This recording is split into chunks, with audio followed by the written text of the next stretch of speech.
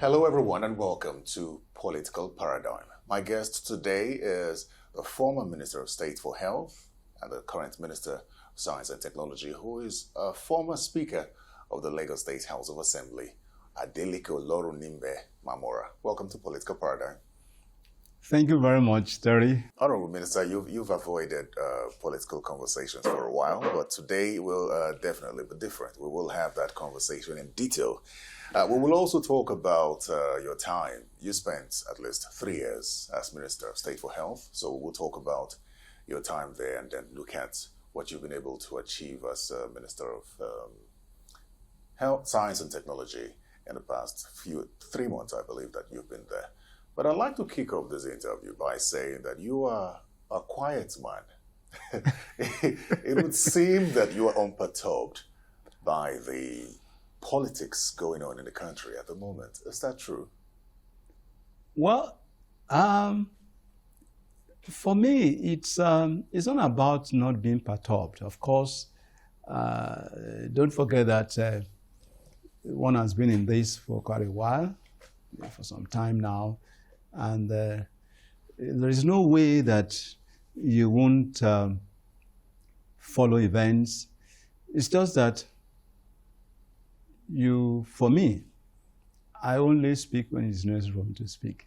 When it's not, I just, keep quiet. Well, what do you make of the state of the polity as we speak? Well, I think it's getting more exciting, expectedly, as we move to 2023 general elections, and particularly the presidential elections.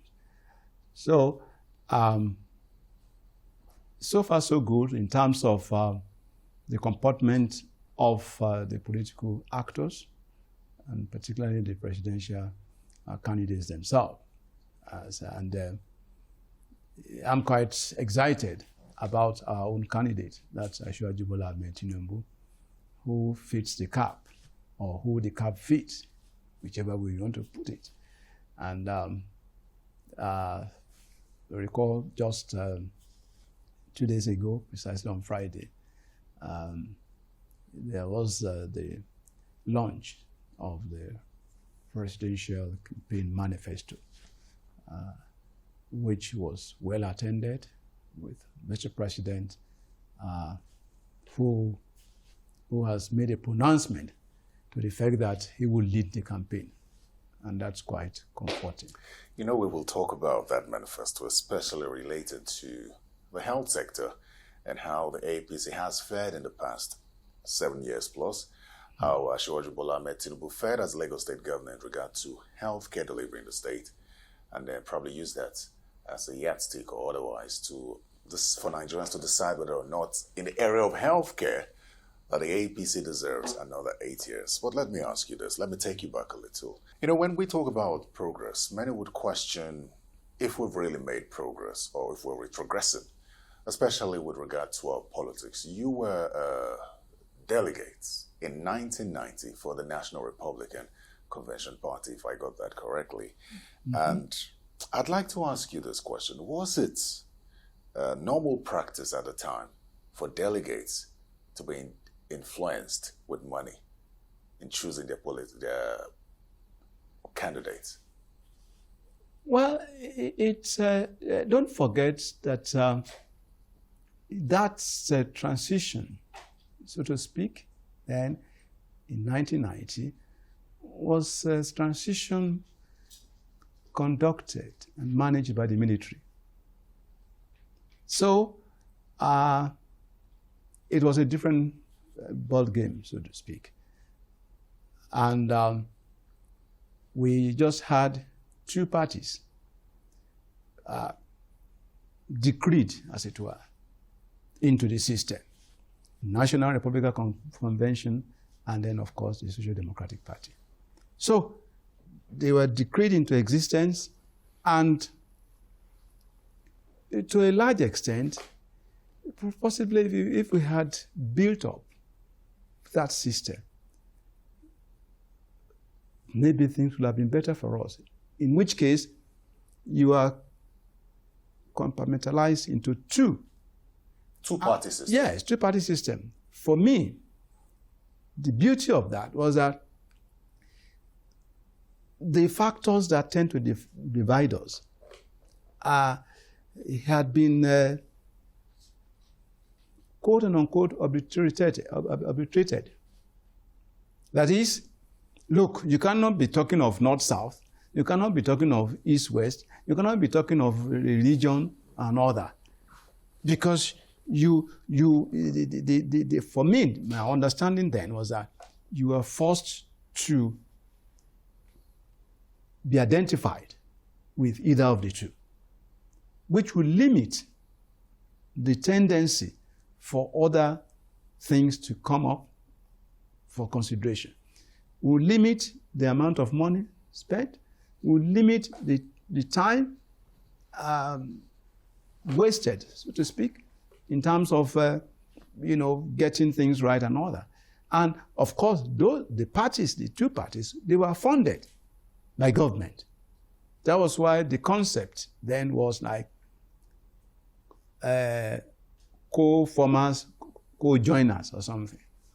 So it wasn't as if there was really no room for money bags, as it were. Let's go back to your role then. Yeah. Since you say that the delegate system, you were a delegate clearly. Yes. So what was your role as a delegate in the selection process of the candidates? Okay, I understand what you're saying. You see, when you say role of money, because that's what I.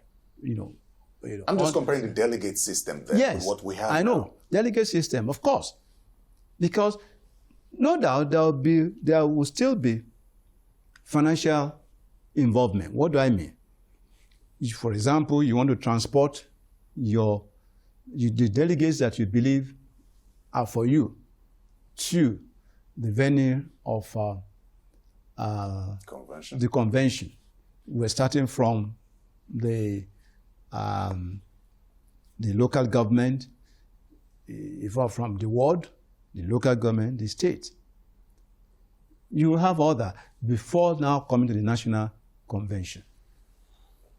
So you may need to at least assist those who are unable, and you know that these are people who are committed to your own cause.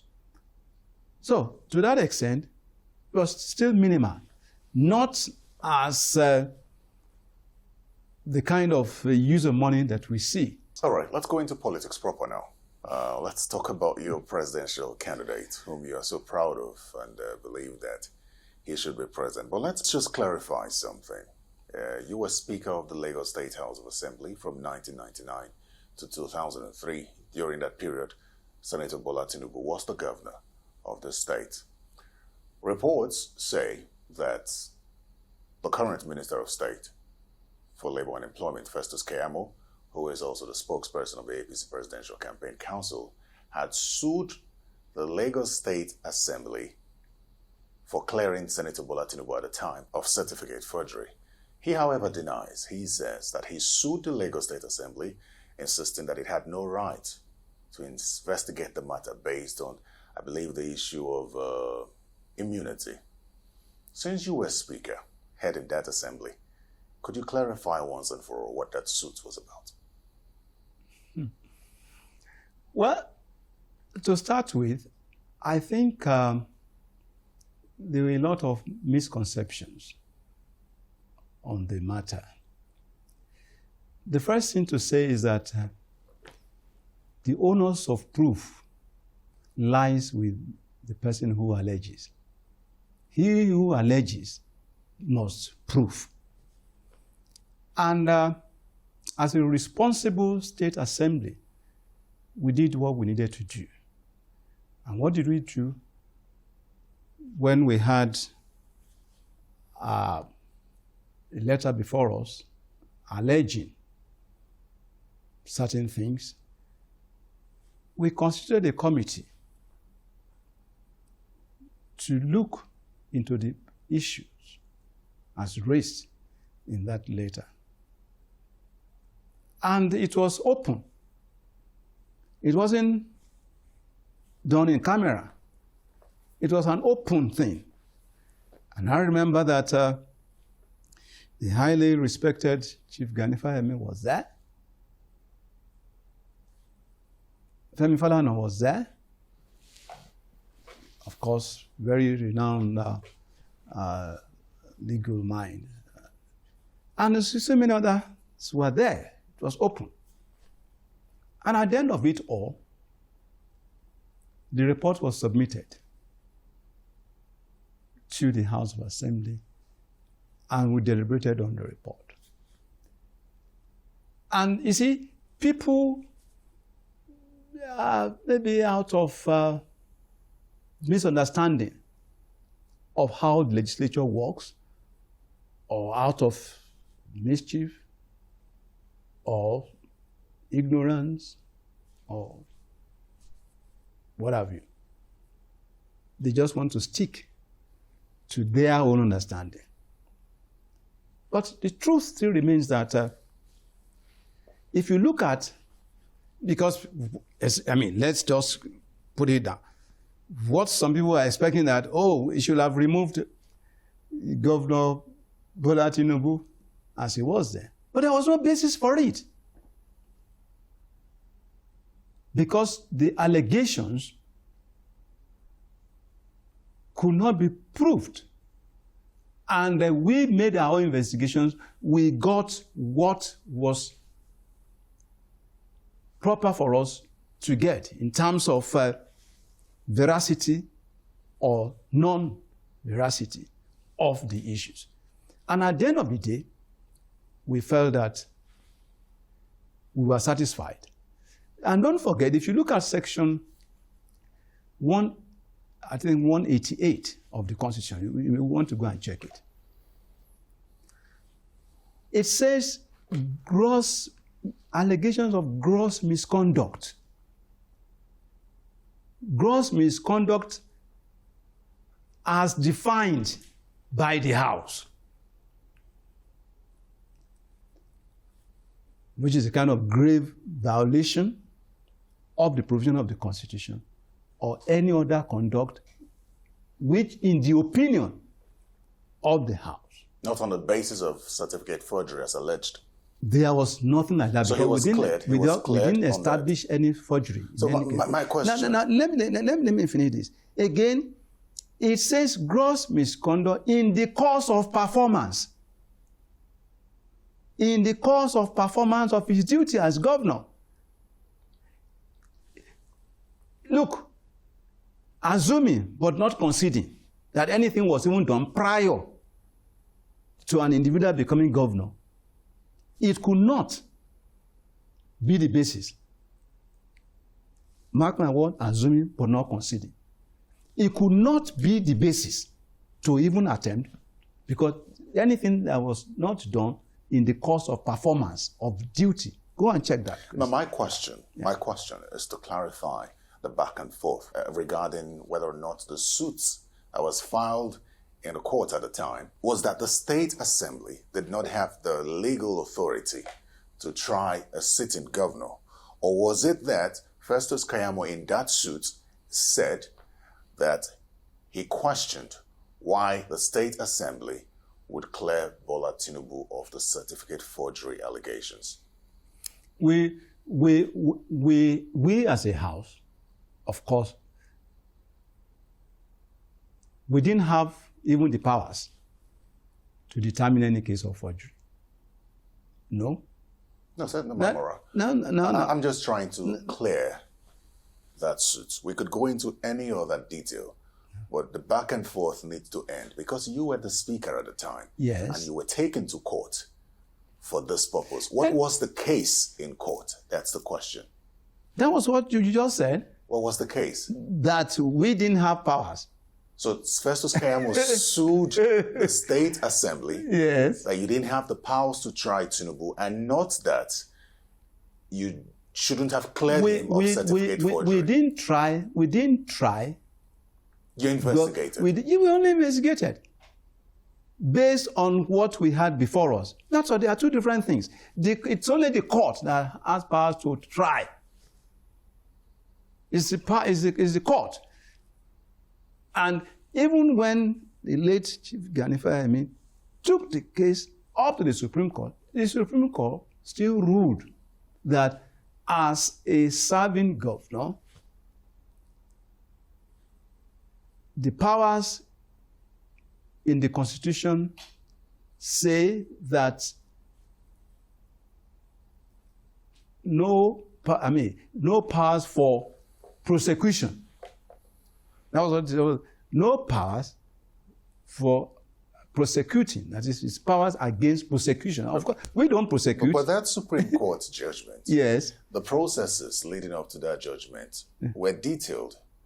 It was clearly written there that Festus Keyamo took the State Assembly to court for clearing him of certificate forgery. We did not. We relied on what was before us. That was what we looked into. And we were not a court. So we could not have gone into any prosecution. I'd like to think that either you don't want to answer the question, or you're not clear on what the question is. What was the case in court? I didn't take any case to court. The House of Assembly did not take any case to court. Yes, but you were mentioned in that. You were a party. Well, I probably needed, of course, if any case came, if any suit came, yes, as at the time, of course, all we would just do was to refer it to the legal unit, and you get your clarification. Because of course I'm not a lawyer as well, so I wouldn't have been able to answer what was not within my purview. All right, so let me ask you this question: as Speaker of the Lagos State House of Assembly from 1999 to 2003, what level of independence did you get working with Senator Bola Tinubu, who was governor at the time? I ask this because if he becomes president tomorrow, Nigerians would want to know where the line would be drawn between the legislature doing its job and him being president and the influence he would possibly wield on the National Assembly. And why do I say that? When he was at the National Assembly, a great percentage of the lawmakers said that he at one point or the other had influenced their political careers that put them where they are today. So if he becomes president working with an assembly largely influenced by him. Well, you see, my response to that is people have, again, this misconception that between the executive and the legislature, there has to be some kind of, cat and mouse game. No, we have separation of powers. But separation of powers within the ambit of constitutionally assigned roles. But for good governance, what you need is interdependence between the legislature and the executive. And when you look at even the Constitution itself, despite having this separation of powers is not and cannot be absolute. That much I can tell you. What do I mean? If the framers of the Constitution envisaged total separation of powers, then the governor or Mr. President will not lay the budget proposal before the legislature, seeking approval before it can be implemented. In the same manner, when the legislature, whether the state or the national, processes a bill, they might as well just sign it into law on their own. But it doesn't happen that way. The bill still has, after being passed, after the third reading, it's still sent to the governor at the state for its assent to become a law. Or at the federal, when it's passed by both houses of the National Assembly, it has to be sent to Mr. President for assent. So I'm just trying to let you know the importance. And that people mix up this thing. The same thing if Mr. President appoints his ministers or ambassadors or ambassadorial nominees, this will still be forwarded to the National Assembly, I mean to the Senate in particular. Honorable Minister, there's a big difference between what should be and what is. Nigeria sort of, to an extent, operates on what is rather than what should be. You have heard tales of state governments influencing their state assemblies. I'm sure you've heard that. In fact, recently, the Deputy Senate President accused state governors of stalling the constitutional amendment process for the same reason. And I also like to think that you've heard concerns regarding especially this 9th Assembly as to whether or not they're a rubber stamp. And that's largely because of how the leadership emerged.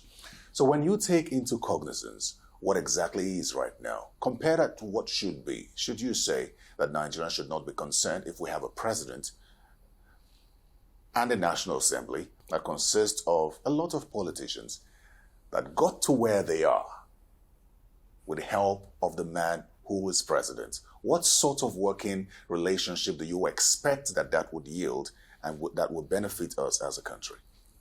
Well, what I know of Asiwaju Bola Ahmed Tinubu is that he respects the rule of law.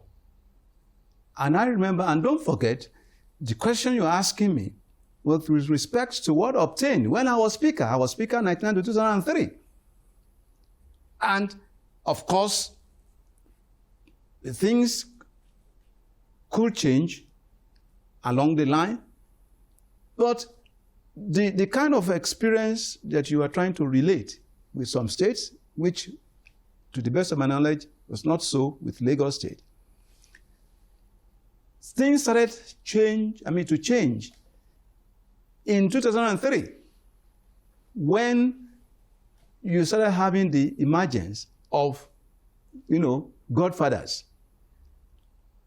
But there was no issue of godfather between 1999 and 2003 because it was a military-conducted transition.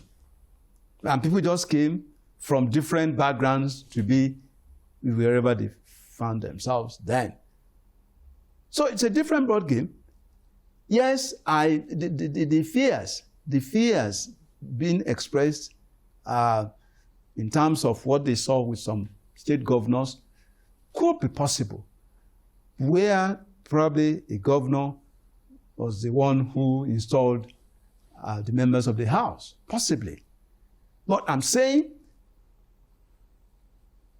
to the extent of the period of my own speakership, we had very good relationship with the executive as headed by Governor Bola Ahmed Tinubu. So should he become president, that issue of godfatherism will not come to play. That's what you're saying. Well, as far as I'm concerned, he's a respecter of the rule of law.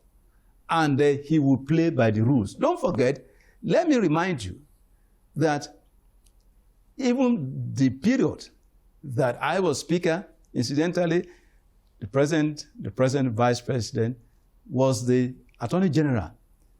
When we had issues between the state and the federal, because of his belief in the rule of law and because of his belief in federalism, we would challenge the federal government. And there was no case that we took the federal government to court that we didn't win during that period. And I was Speaker, to the best of my knowledge. There was no case. So he will, don't forget, let me give you a good example. When the then federal government seized the funds, local government, we prosecuted the matter up to the Supreme Court. And the Supreme Court ruled in our favor. I mean, if you had to sell the candidacy, apparently you'll be doing that now, to candidacy of Bola Tinubu to younger generation who only see him as either a godfather or as someone whose source of wealth cannot be explained, how would you do that? Well, I don't agree that his source of wealth cannot be explained. I will sell him first by saying that, yes, with all due respect, without underrating, because you don't underrate your opponent in a contest. As far as I'm concerned, Bola Ahmed Tinubu is the best man for that job at this point in time. Now, why am I saying that? He has experience. If you look at his antecedents, political antecedents, I give it to him. 3 things I always say, mark him out. 3 things. First is courage. Bola Ahmed Tinubu is a very, very courageous human being. 2, he's a man of vision. He can just see afar. He can see afar and quickly reason as to what is like to happen. And more often than not, if not all the time, he's always been right. The 3rd thing is a man of strategy. And then very focused. Look, he doesn't care. People let them say whatever. He is focused. He knows his goal. And he goes for it. In fact, the way apart from those 3 factors or attributes that I give to him from day one, that I've been close enough to him, I see him as somebody, a great man. Great. Great. Not because he's infallible. Get me right. He's a great man, not because he's infallible, but he's a great man because God has richly, I repeat, richly endowed him with the legendary capacity to survive all situations. Because I've seen so many. I've just given you some examples. I don't know of any state that can survive, maybe 1 or 2, with the funds to the local governments withheld for so long. In 2003, you recall the tsunami that took place in the Southwest. Prior to that, all the 6 Southwest states, they were AD, Alliance for Democratic States. But he became the only survivor after 2003. So he's had so many challenges of life, and God has given him that grace and capacity to survive all these things. And that, you see, I don't know how many of his colleagues, I don't know of any other governor in his own time, that is 1999 to 2007, who remains the man, so to speak, all through up to this point in time and continues to be relevant. It doesn't matter what people say and all that. No, I think your colleague, Senator Chris Ngige, would disagree.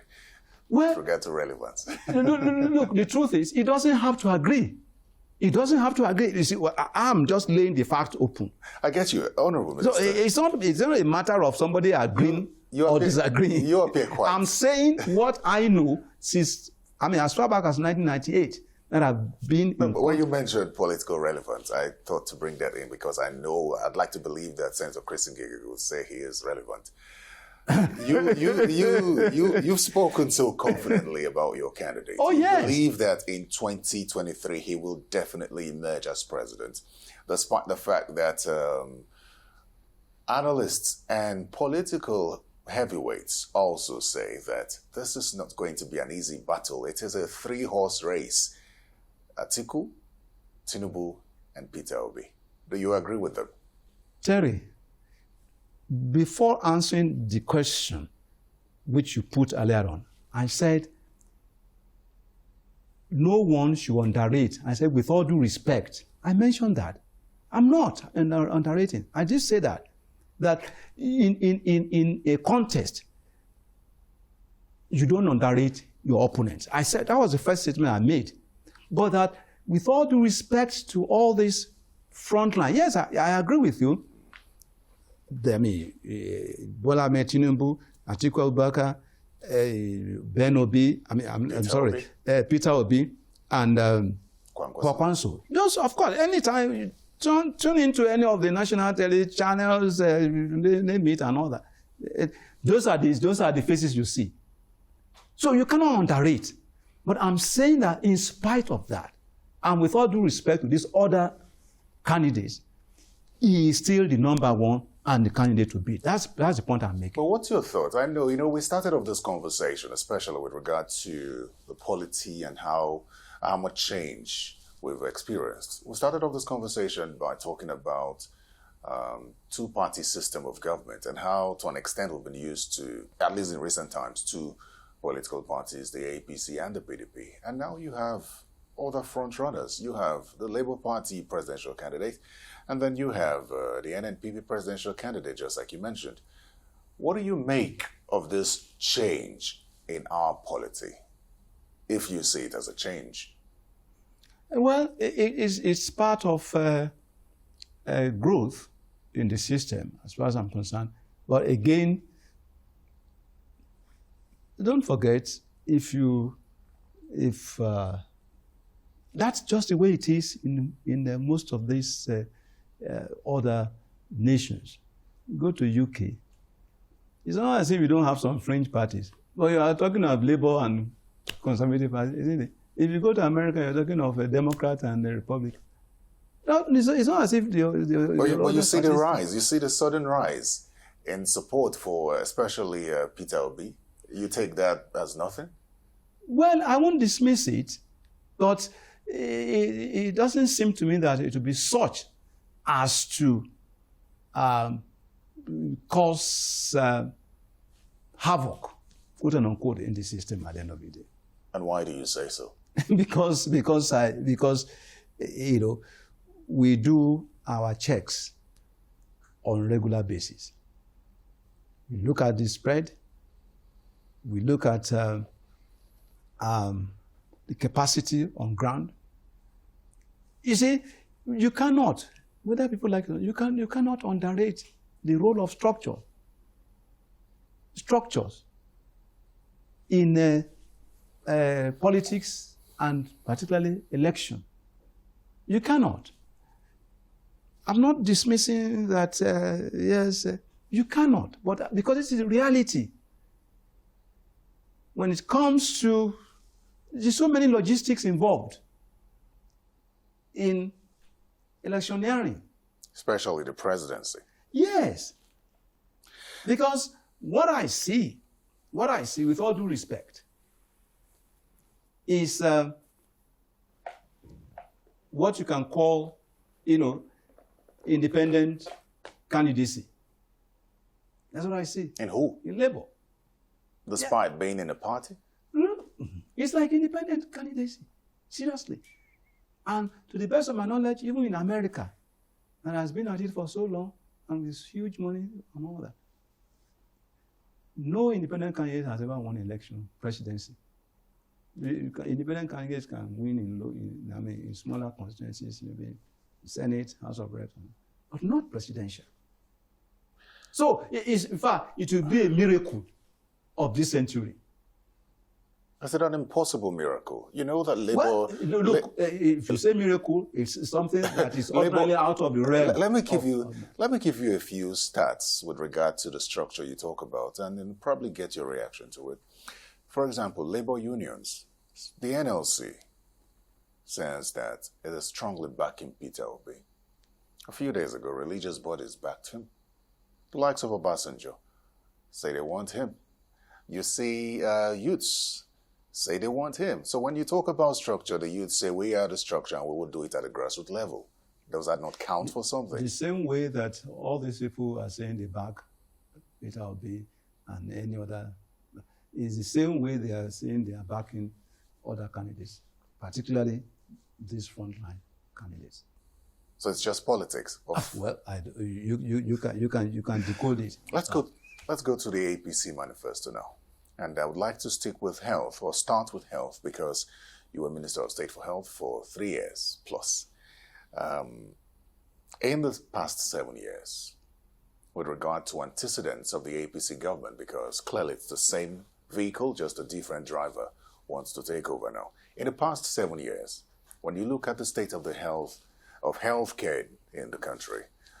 What has the APC government done that would make Nigeria trust another APC government, especially in the area of healthcare delivery? Well, the first thing to say is that, yes, it might not have been El Dorado. And don't forget that within the past about a couple of years, we battled with COVID-19 pandemic, which brought not virtually, but the entire human race to its knees. So, but in spite of that, in fact, I have always said that for us in Nigeria, that COVID experience was like a blessing in disguise, because prior to COVID, the molecular laboratories we had in this country were just 4 in number. But post-COVID, as we speak now, we have about 120 molecular laboratories, public and private. There is none of our federal tertiary hospitals now, that is teaching hospitals, federal medical centers, orthopedic hospitals, federal neuropsychiatry. There's none of these hospitals now that will not boast of an isolation ward, that will not boast of a molecular laboratory and ICU, intensive care units. It wasn't like that prior to COVID. And of course, with this government coming into being. Then, don't forget that it was under the Buhari administration that Nigeria was certified polio-free. Again, it will interest you to know that even our management of COVID received commendation even by the World Health Organization. And that possibly enhanced our consideration and eventual nomination as Assistant World Health Organization DG. You know, the DG of NCDC, Nigeria Center for Disease Control, Dr. Ihekwezu. It was following that he was appointed Assistant Director General of WHO. Now, we continue to do well in terms of management of our cases, Ebola, Lassa fever, and all that. At least Ebola has not come into the country.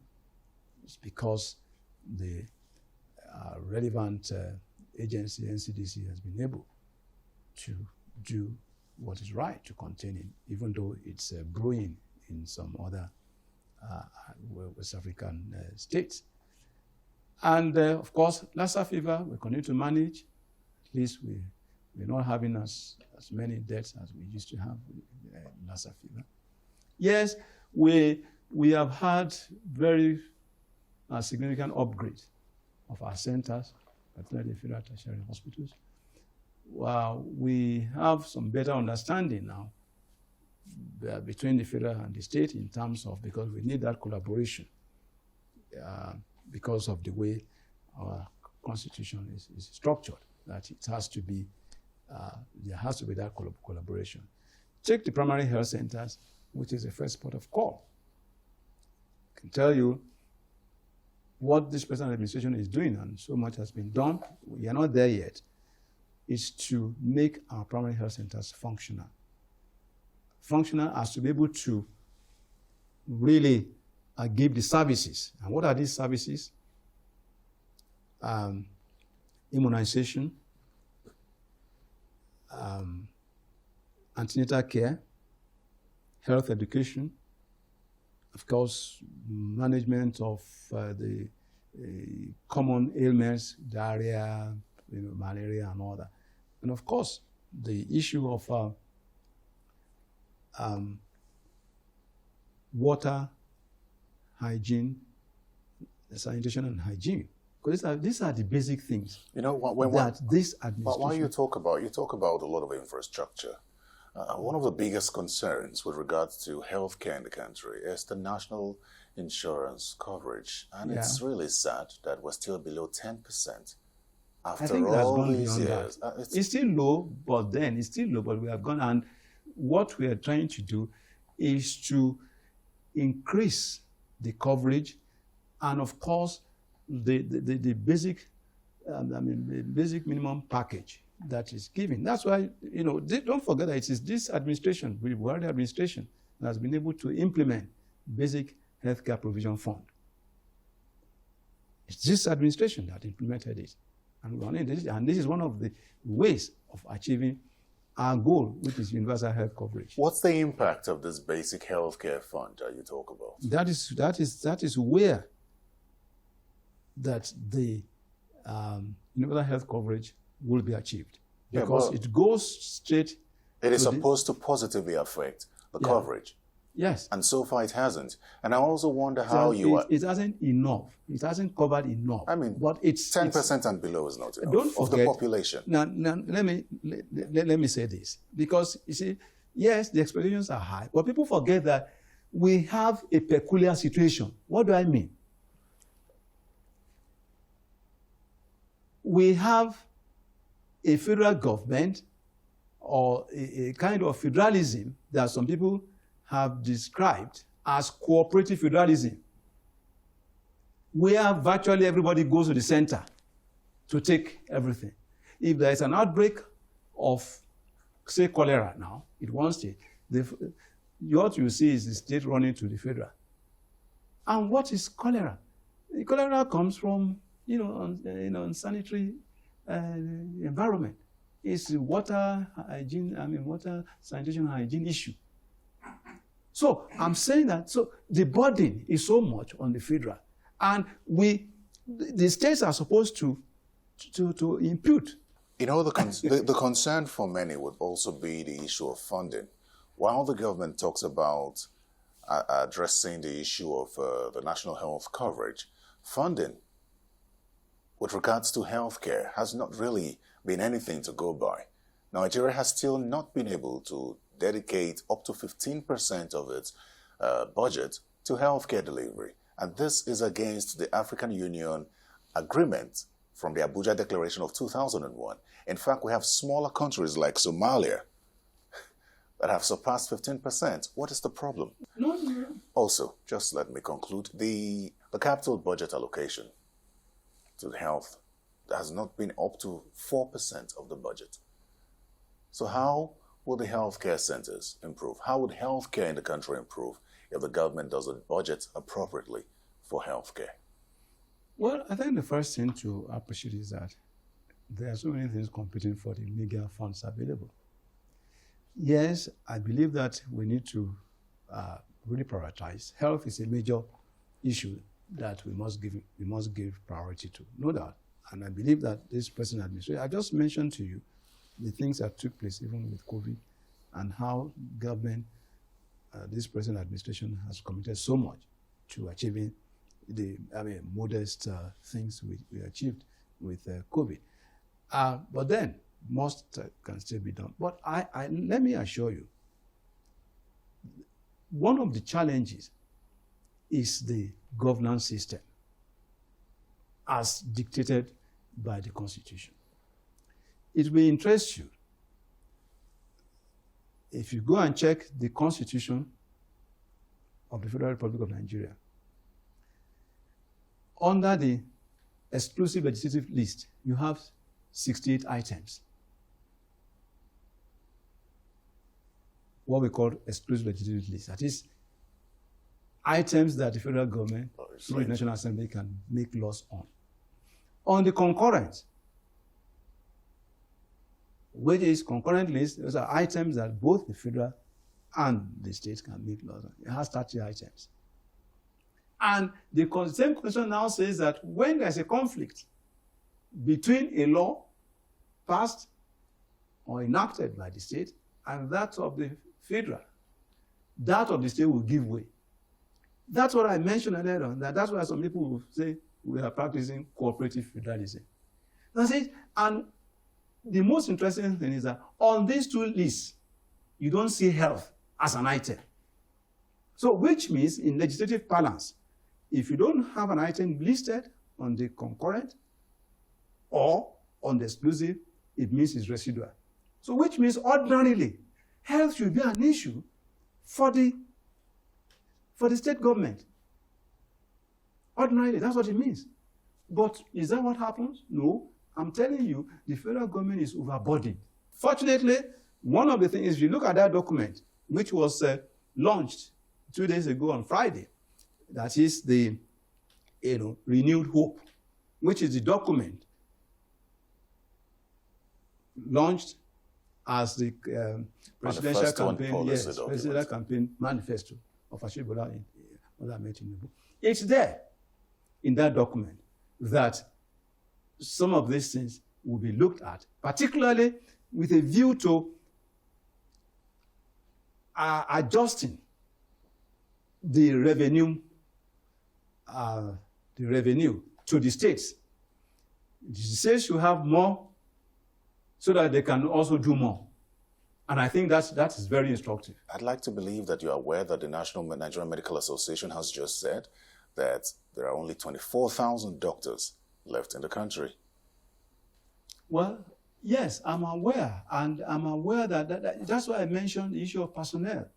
And it's not just, you see, when I say health personnel, it's not just doctors, nurses, pharmacists, medical laboratory scientists, because healthcare delivery is a team effort. It's not just about doctors alone. It's about the team, because you need everybody. When you're working on a patient, you need it's a total care thing. So it's important because we need to take care, and of course that's one of the things too that you have in that document, hope, and a renewed hope, that we must look at how best to at least the remunerations to health workers, how we can make this better. So that, because whether we like it or not, one of the reasons is a poor remuneration. That's one of the reasons for this emigration and the brain drain that we suffer in the health sector. So we must do as much as possible within the fund limitation to at least encourage those that are staying back home.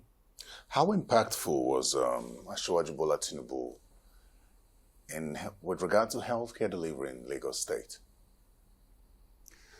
Well, you probably recall that Bola Ahmed Tinubu, as governor of Lagos, did a lot in the health sector. Under his administration, probably the oldest children's hospital in Nigeria, he tried to bring it back to reckoning in terms of, renovation and all that. But right now, it's going full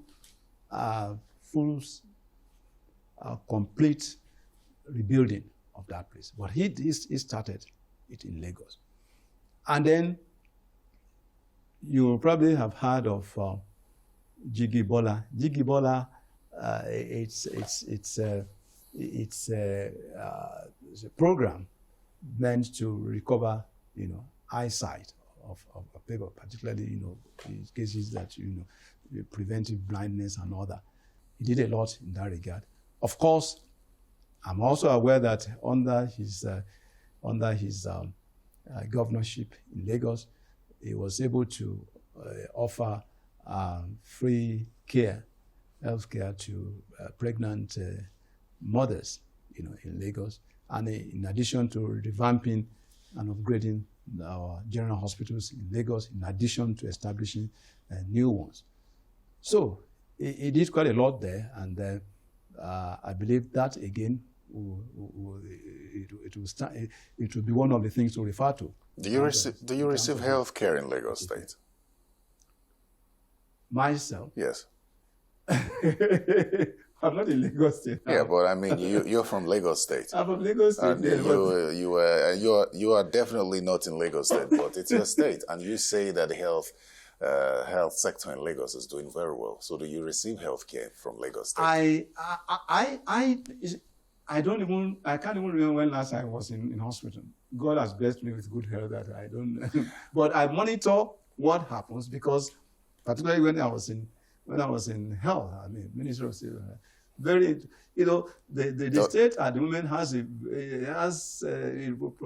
Professor Bayomi who is doing a lot. Are you aware whether Tinubu receives health care from any Lagos State hospital? Why not? If the need arises for him. So how then do you react to concerns that have been raised regarding him traveling out of this country for health care?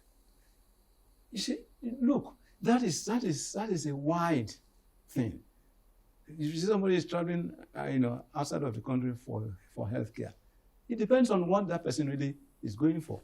You see, we must not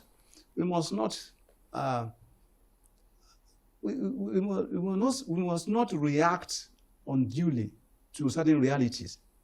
The one I mean certain realities, there are certain things that we probably do not have the appropriate equipment to manage right now. We may have the competence in terms of personnel. That's one. Two, there are times that, which we also encourage as medical practitioners, there are times that you need to have a second opinion. You can have an issue. A doctor tells you that, look, this thing will require surgery. Another doctor tells you, no, I would rather manage this thing conservatively.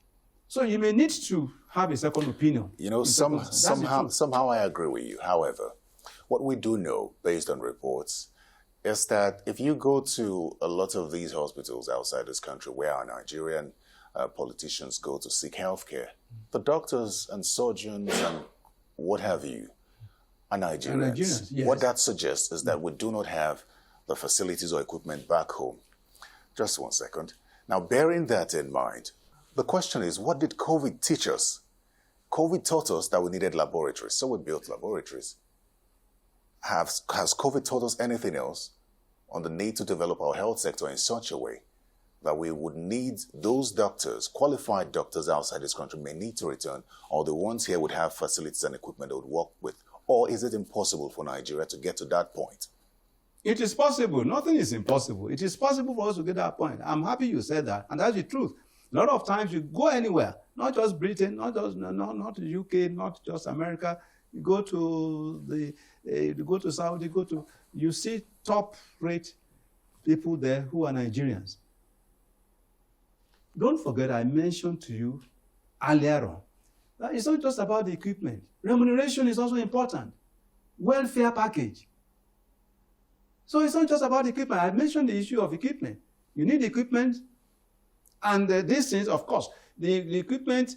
There is this equipment that endoscope that you use to see what is happening in your tummy and all that. The equipment that obtained 5 years ago, what we had, because of technology, things are changing. That could have been outdated. And these are things that should help you to manage your patient better. So it's not just the question of equipment is part of it, but remuneration is also part of it. Remuneration in terms of what you take home, and of course retirement. The issue of health and education, we should all agree that these are national priorities that we must accord the pride of place. That every other thing, all animals are equal, but some animals are more equal than the others. All sectors are equal, but health and education, they are more equal than any others. So that's the point I'm making. All right, we must accept through a kind of, national shared vision. It's. I would ask you questions about your new ministry, but I think you've only been there a couple of months and probably give you time to settle it. So let me skip that and just get your closing thoughts on the country generally as we're going to the election year. What are your expectations and concerns ahead of the 2023 general elections? Well, my expectations essentially are that